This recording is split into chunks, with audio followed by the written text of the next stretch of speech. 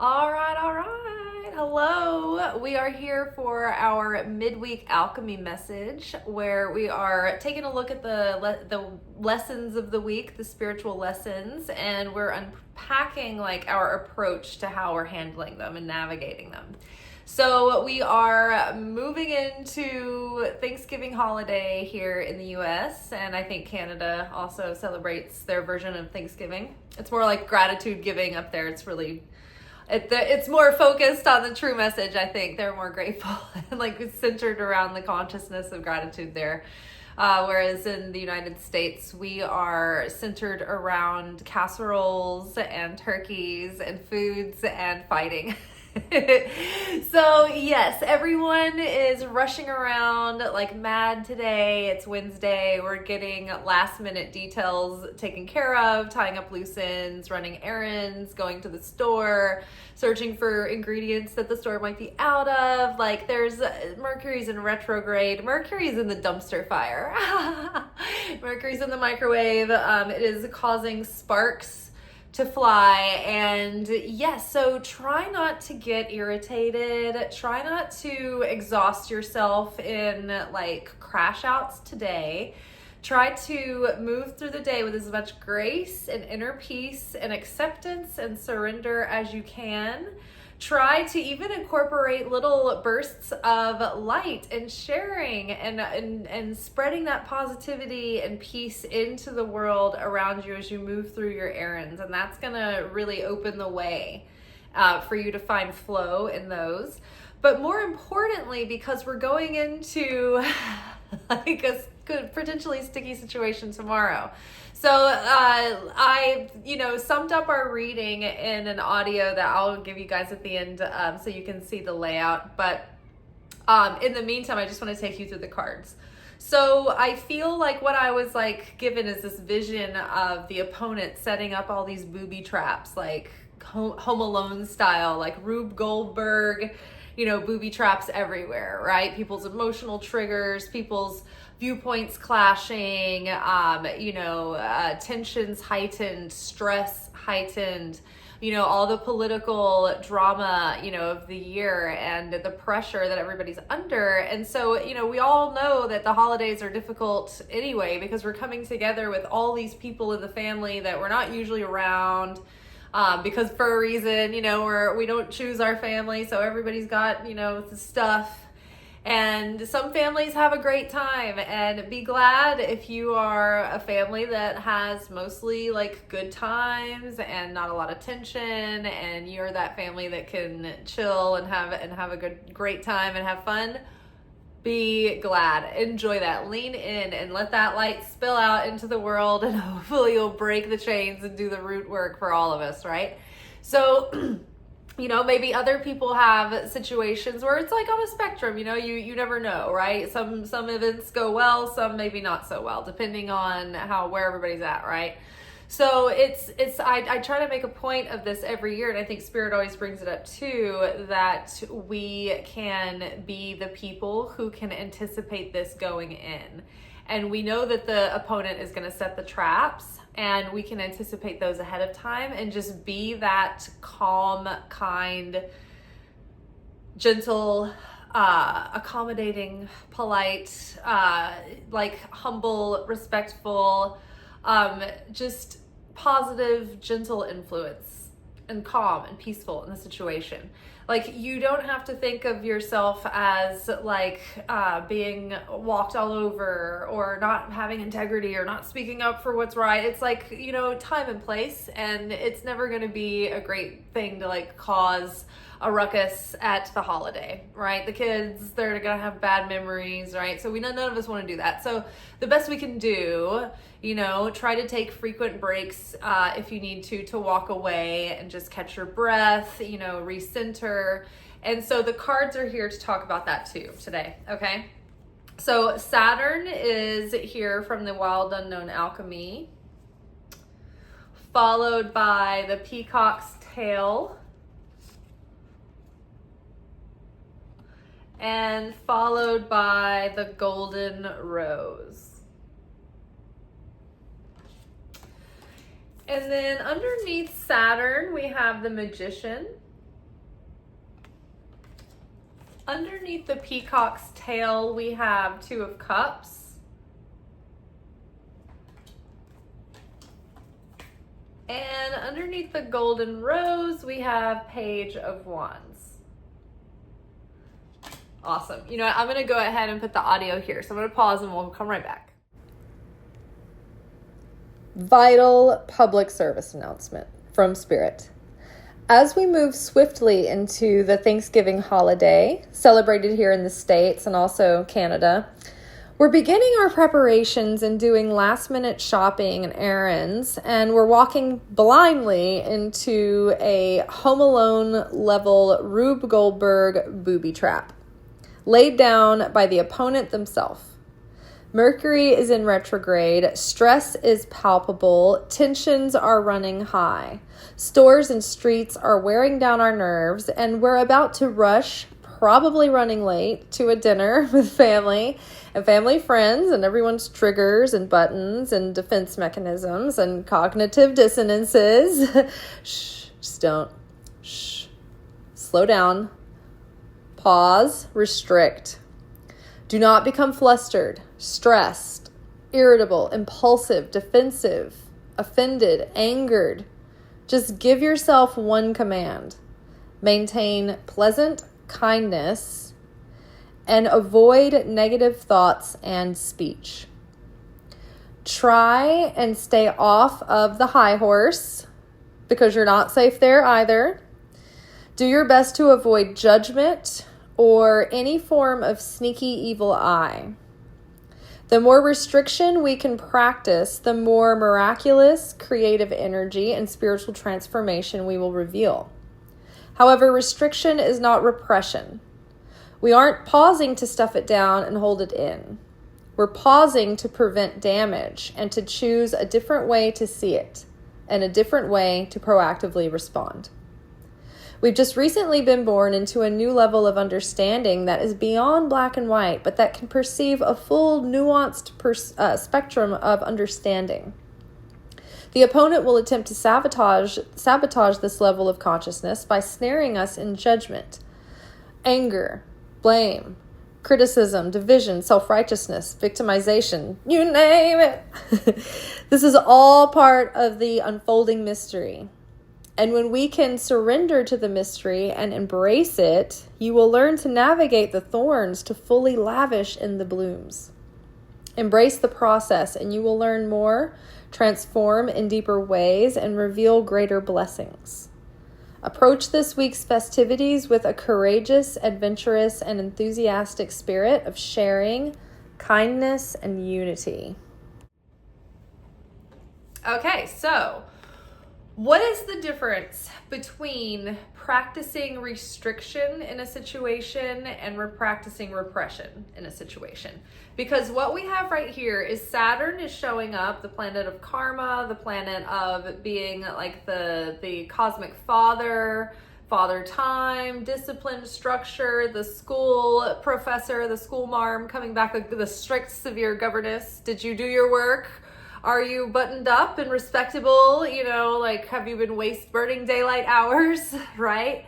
So the Sith has come to take its toll, right? To pay the toll to the Reaper. And the thing is that Saturn is the planet of restriction and restraint. And Saturn is also associated with the supernal feminine energy as well. Restriction, discipline, restraint, form, limitation, to give shape, right? A container, if you will. So the restriction being asked of us, it's like the more restriction we can practice right now for the middle of the week, the more of our own inner light and inner power we can channel through and channel through that divine power. Like, we don't have really any of our own power. Everything that we have is given to us through our connection to source, our connection to the divine, our connection to God. And so the more we practice restriction, the more we we transmute the shadowy, negative, carnal, lower, wounded child, ego, all of those parts of us that can be played with by the opponent and used to try to sabotage us with. Every time we restrict that and transform it, it reveals the light within our soul. It gets rid of a veil that's been dimming it and shadowing it and keeping it closed off, right? So it's like breaking another layer that opens up the light that's already within us, right? So what does that mean in layman's terms?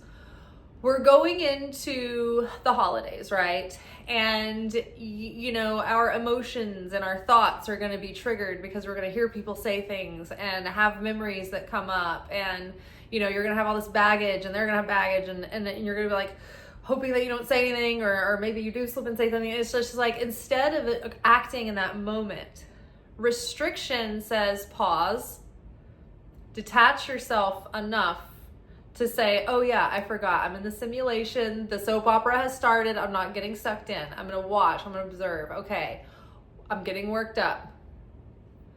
Why am I upset about this? Can I be willing to ask the Creator and the Holy Spirit to help me see this with a different consciousness so that I can change how I am and how I'm showing up, and I can refine myself as a greater vessel of the Creator so that I can become more like the Creator, so that I can take on the Creator's consciousness. So, when somebody has their viewpoints that are upsetting to you, or their practices, or the things that they, maybe did, like your parents growing up, and they handled you in like a way that you didn't, like you felt was too harsh or whatever. If we can try to understand that from a different point of view, understand the childhood maybe that they came from and the defense mechanisms that they built and all the shells that they have around them and the defense mechanisms and the fear that they're masking and the lack of resources, the lack of tools to go to, the lack of awareness, and you can just start feeling the ricochet and cycles of pain and fear going through them. And then try to picture them as someone who is doing their best, who in their mind, even when people are doing shitty things, to them, they believe that they're doing something that's good. They believe that they're coming from the right place. Everyone is self-justified and self-righteous, right? That's why we have to avoid that attitude. That's why it's such a dangerous attitude, And then that's why what I like about science and the science community is that they always look at their findings and their studies as like they're open and willing to find out that they were wrong. Or they're always looking to, okay, can I disprove this? Like, can I expound upon this? Like, they don't just take it at face value and leave it at that. They're willing to find out that they can change, that they can expand, that they can improve, that they can be wrong, right? So I think we should just have as much humility as we can going into any situation, understanding it from a point of view that we're a first-person player in the game of life. And what we are experiencing is God's way of using this physical material realm, the universe, as an organic simulation that sort of interacts with us and works with us in real time to produce the playing field that we need to traverse and navigate in order to grow and transcend beyond like our out of the box first draft nature of immaturity, not knowing everything, like being in the dark about some things, having blind sides, and being thoughtless, or think about you years ago, right, compared to like how much you understand about the world and about people now, right? And think about that. Like, when we look back on ourselves, there's moments where we could all just like cringe, you're like, oh, that wouldn't hold up now, but like, right? So trying to see things in a broader, nuanced perspective about people, and you can do that without like betraying your beliefs or compromising who you are, not having integrity. There were rabbis and sages who discussed and officialized this in the writings, that I think it's in the Talmud somewhere, I believe, that that true light, like the full wisdom of any matter, can't really be fully realized without differing opinions and other people having opposing viewpoints.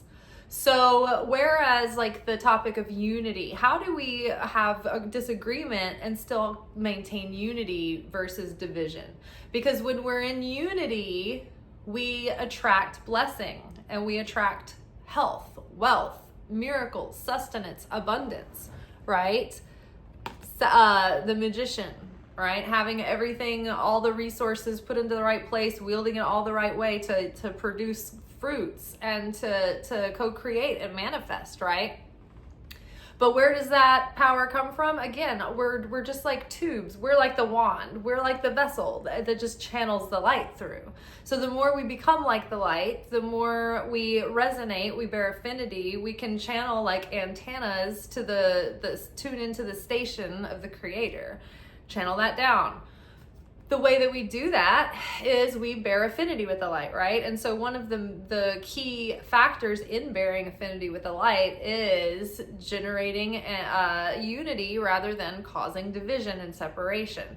So again, we can value differences of opinion because they play their part, right? Because if we don't have conversations about things and chew the fat and even allow the wrong opinion to be voiced, right, then nobody gets to clarify that issue is never addressed. That darkness remains dark, right? But in talking back and forth and having disagreement and allowing people to feel safe to speak and have their point of view, then that gets brought out into the light, and there can be a discussion and more wisdom can be revealed through greater and deeper understanding, through having more and more conversation, right? So again, practicing restriction is not repression. Repression is being in that situation. You're like, your blood pressure's going, you're hot, you're about to start sweating, your stomach's turning, and you're like, your heart's pounding, and you're just stuffing it down. But you continue to think about how steaming pissed off you are about it, and then you talk about it the rest of the night, and it affects you for weeks. Like, even if you don't say anything, but you're still carrying on like that in your mind, you're still building up that energy, it's still reaction. It's still repression, right? Because you're just stuffing it down, like you've paused, like you didn't take a destructive action, that's good. But you didn't go as far as to try and just shift your heart. Have a change of heart, try to have a change of mind, try to practice a more tolerant energy, right? You don't have to say, oh, they're right, I approve. You just have to have forgiveness, tolerance, compassion, patience, acceptance, like, for goodness sake. And so repression stuffs it down and it becomes a festering resentment, and it creates more and more toxicity and more darkness. Whereas restriction is, I'm going to pause. I'm not going to go there in my mind, dress rehearsing sorrows. I'm just going to stop. I'm going to change the channel. I'm going to stop and pray, go to the bathroom. God, please help me. Help me in this situation. Help me to see things differently. Maybe you can send someone in to change the conversation. Like send me a life raft, anything. Please help me shift the way I'm feeling about this. Help me embrace this moment so that I can see things more clearly from a different point of view, and then I won't be triggered like this anymore. Like, I will have power over this. It won't have power over me, right? That reveals so much more light. And so here we have this idea tied into the peacock's tail and the Two of Cups. So the secret here is the peacock's tail is the ability to see things beyond black and white, but to understand the nuances in the situation too, right? It's not just looking at the broad strokes of your boyfriend's uncle who is super annoying and backward thinking, and he's on his hate speech about some group, and you're just like, oh my gosh, and you just feel like he's a bully. Does this sound like it's real? This is one of my ex's uncles. We would set a timer for how long it took him to come into the house at holidays and just start trash talking like certain marginalized groups of people. It was just like, Like, ugh, he was so right. So when we are looking at these people, it's really easy to jump to this conclusion of looking at it in black and white.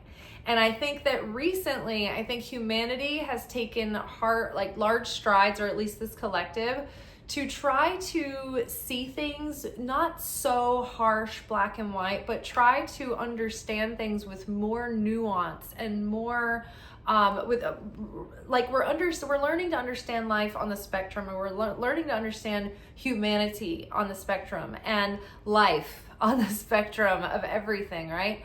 And we're starting to see more nuances, and that's what the colors represent. It's like the 1,000 eyes that the peacock has. You're not just this like one track mind, one dimensional person. It's like you have depth and dimension and understanding. You can see all different reasons and points of view and all of these things. It doesn't mean that you get sucked in to believing this thing and then believing that thing and giving up your scruples and morals. Like, you've seen those people who are just morally like porous. It's not like that. It's just the ability to perceive more about life, right? In more depth. When you have like an eclectic education, you can appreciate different forms and mediums of art in deeper capacities.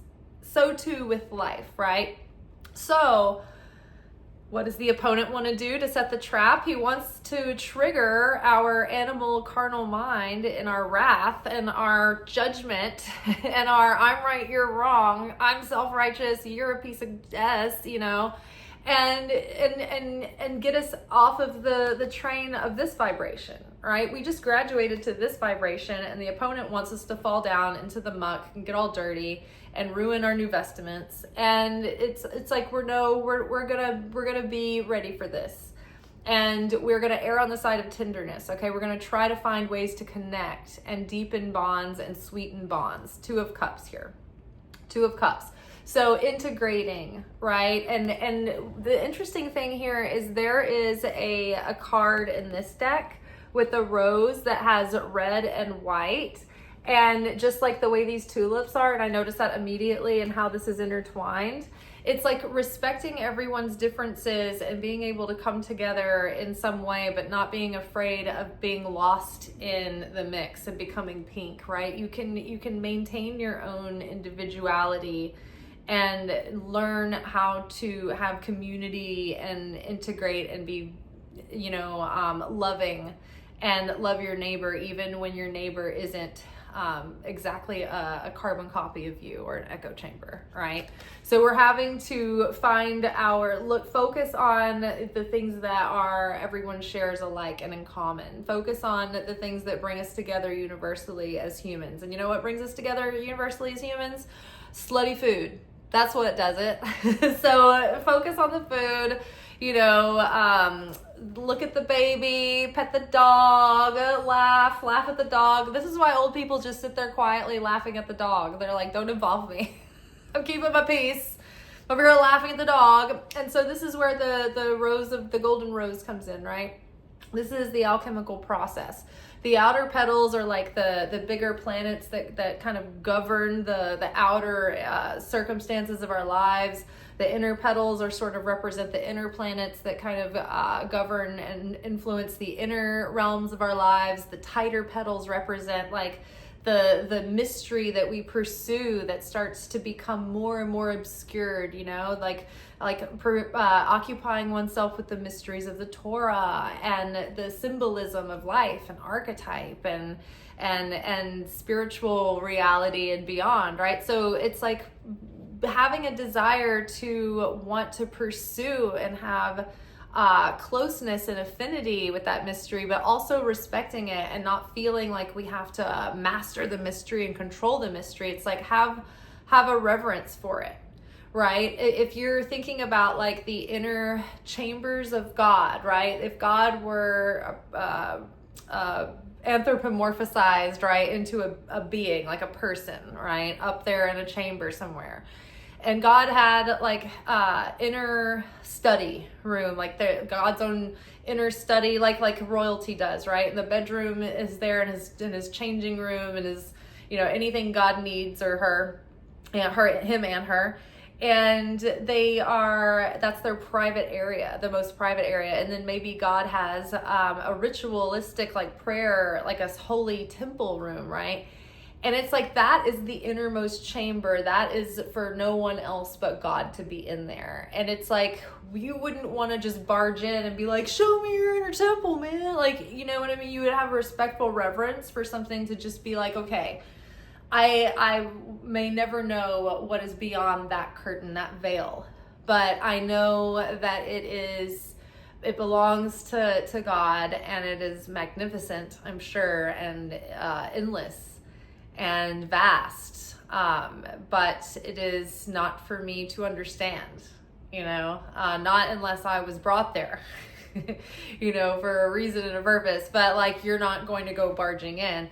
And that's just kind of like life, right? It's like when we get to that Thanksgiving table and we can't believe that family member did that thing, and we can't come to terms with the deal that life dealt people in certain situations in the family, or maybe you in regards to situations with people that are there at that dinner table, right? Or why did this happen to that person? Or why is my brother not here? Why was he taken so early? It's like, those are the parts of life, that mystery, where they're going to remain behind the veil.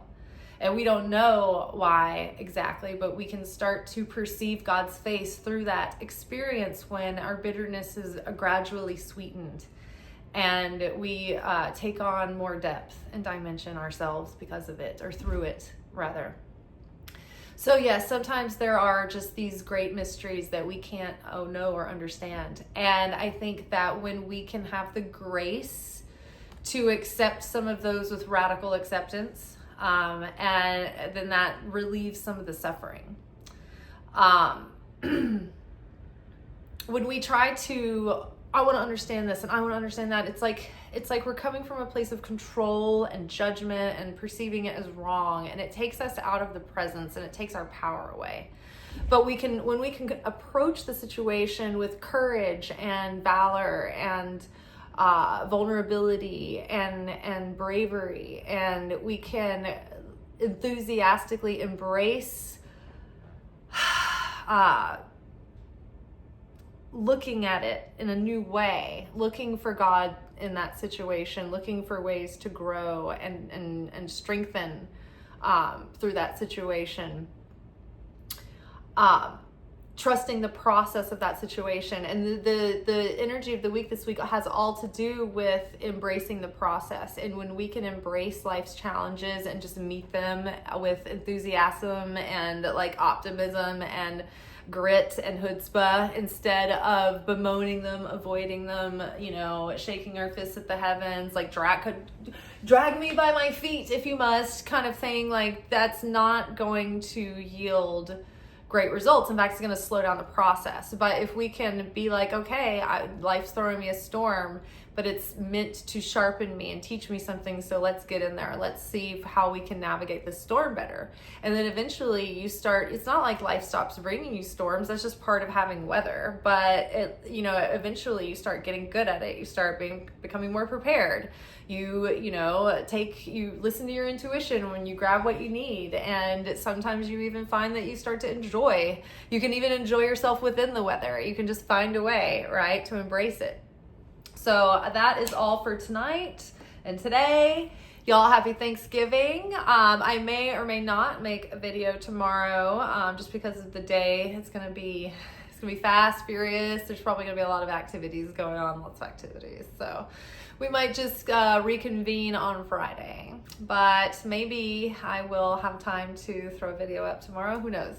Until then, peace be with you. Happy Thanksgiving. And I'm grateful for all of you and all of your views and all of your likes and comments and minutes watched.